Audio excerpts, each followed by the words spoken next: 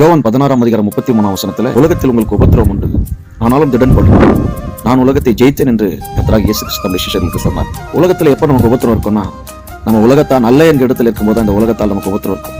நாம் உலகத்தானா இருந்தா இந்த உலகத்தால நமக்கு எந்த உபத்திரமும் இல்லை. அதனால்தான் யோவான் 15:18 நீங்க வாசிச்சு பாத்தீங்கன்னா, உலகம் உங்களை பகைத்தால் ஆச்சரியப்படாதீர்கள், அது உங்களை பகைக்கிறதுக்கு உண்மை என்னை பகைத்தது என்று அறிந்து கொள்ளுங்கள்.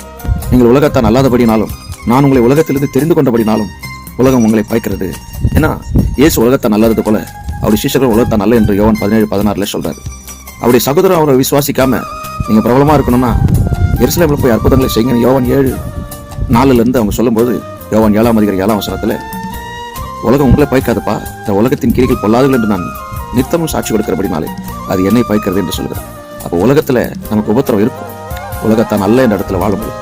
அப்படி உபத்திரம் வந்தாலும் திடன் கொள்ளணும். ஏன்னா இயேசு கிறிஸ்து உலகத்தை ஜெயித்தது போல நாமளும் இந்த